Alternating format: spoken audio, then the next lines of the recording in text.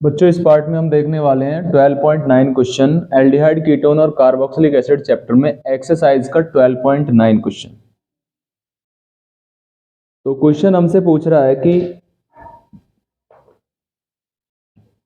Right structure formula and name of 4 possible aldol condensation product from propanal and butanal. यानी हमें एक propanal लेना है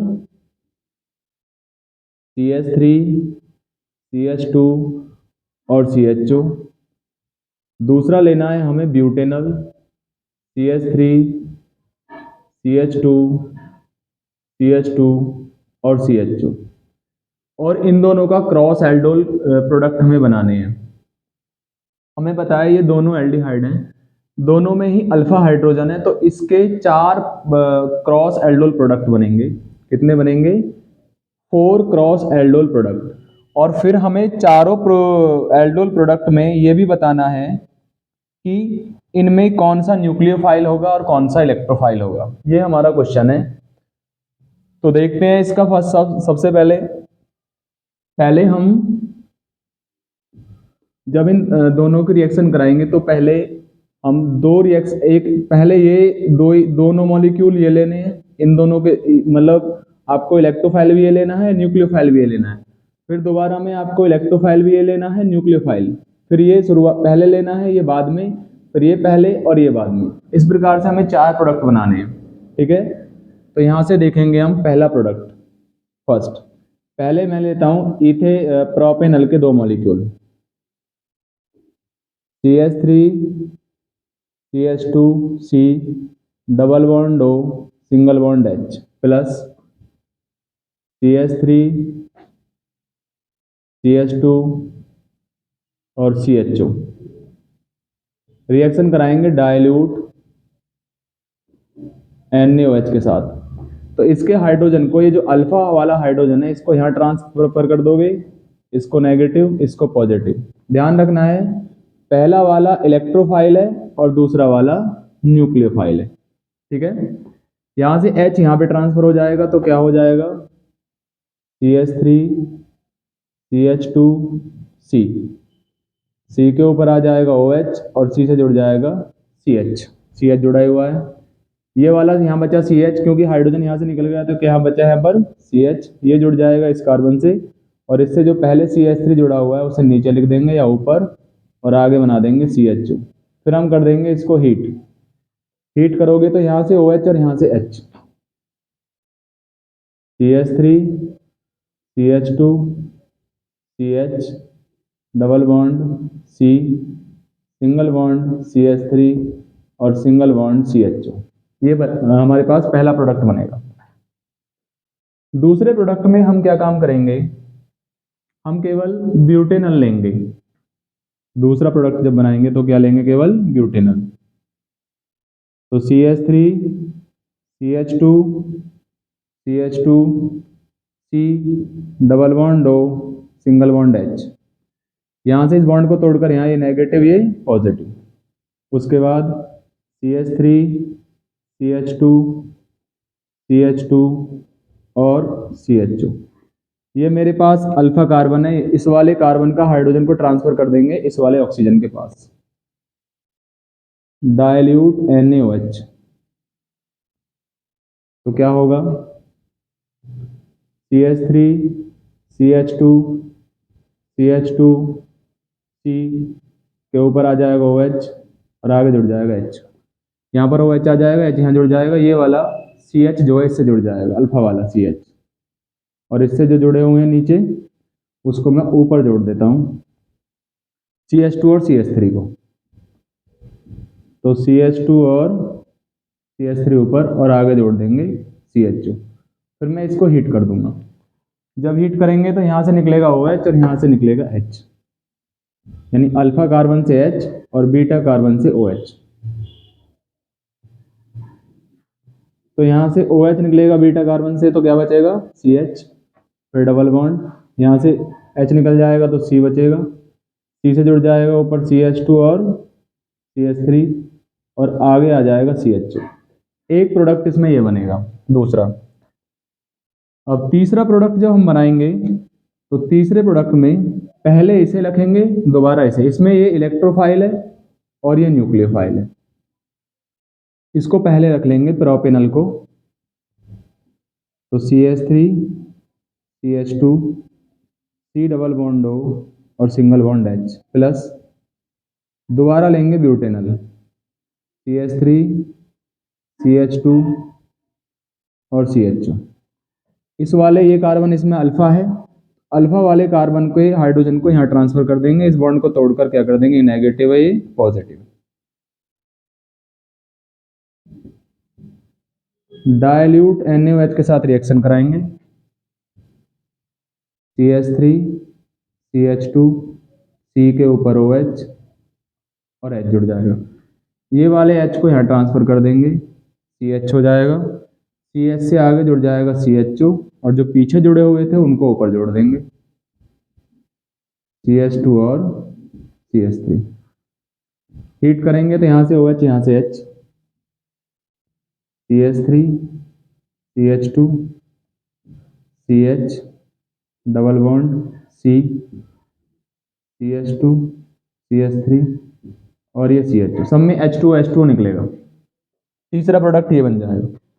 चौथा प्रोडक्ट क्या बनेगा, अब की बार इस ब्यूटेनल को पहले और प्रोपेनल को बाद में ले लेंगे। तो ब्यूटेनल को पहले ले लेते हैं, CH3 CH, इसमें ये इलेक्ट्रोफाइल पहला वाला, दूसरा वाला न्यूक्लियोफाइल,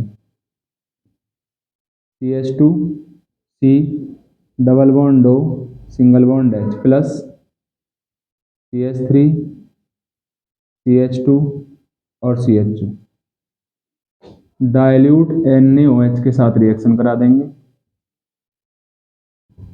डाइल्यूट NaOH तो क्या हो जाएगा, इस बॉन्ड को तोड़कर ये नेगेटिव ये पॉजिटिव, ये मेरे पास अल्फा कार्बन है, इसका हाइड्रोजन ट्रांसफर कर दोगे यहाँ पर, तो CH3 CH2 CH2 C, ऊपर आ जाएगा H और यहाँ पर आ जाएगा H। ये वाला कार्बन यहाँ ट्रांसफर हो जाएगा तो ये हो जाएगा CH और नीचे जुड़ जाएगा CH3, आगे आ जाएगा CHO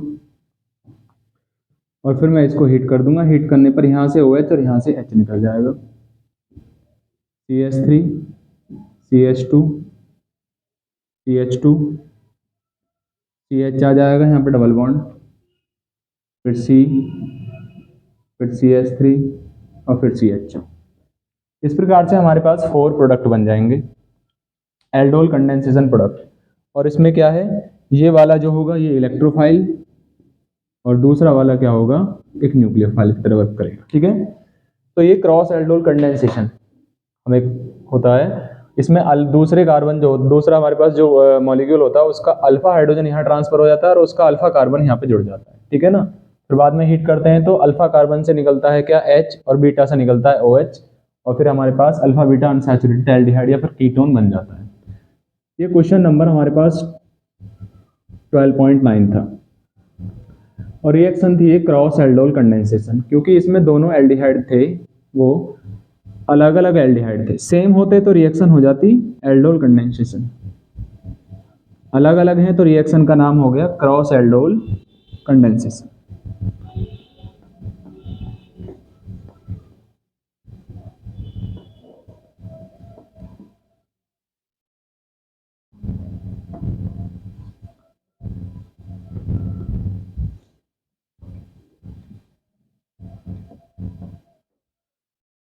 नेक्स्ट हमारे पास क्वेश्चन है 12.10।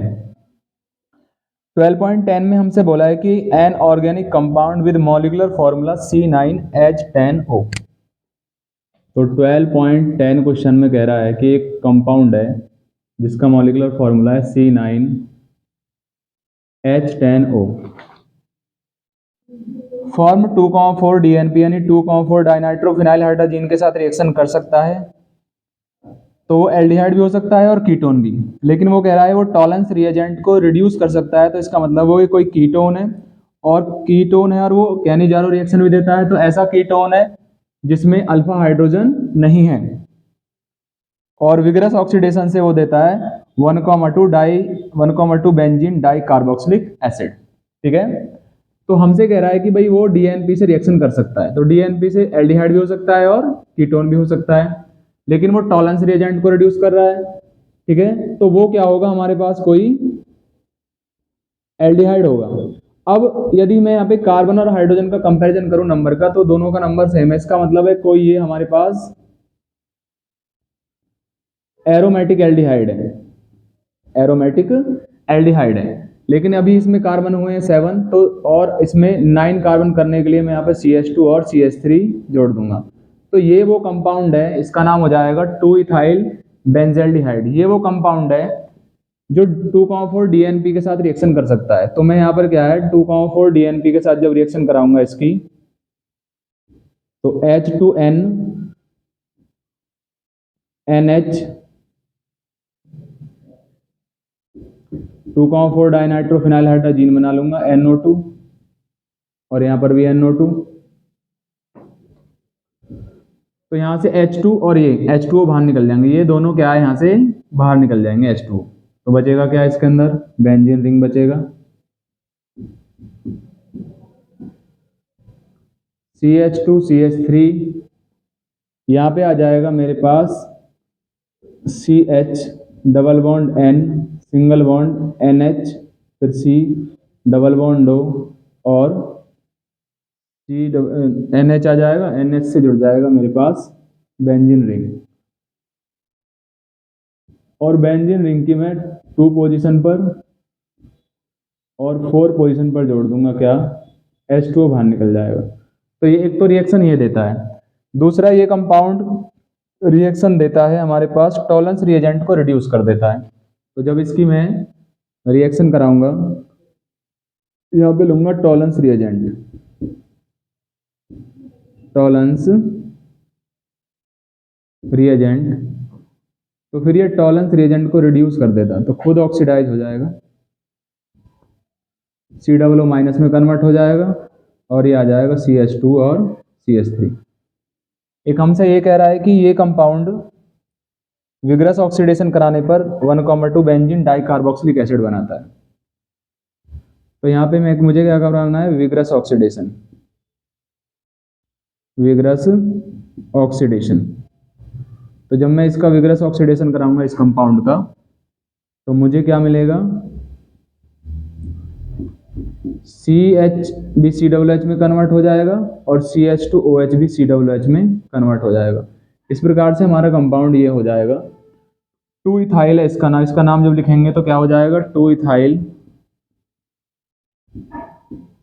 Benzaldehyde, benzaldehyde, 2 ethyl benzaldehyde. ठीक है, नेक्स्ट क्वेश्चन इसके बाद हम देखेंगे नेक्स्ट पार्ट में। ठीक है, थैंक्स।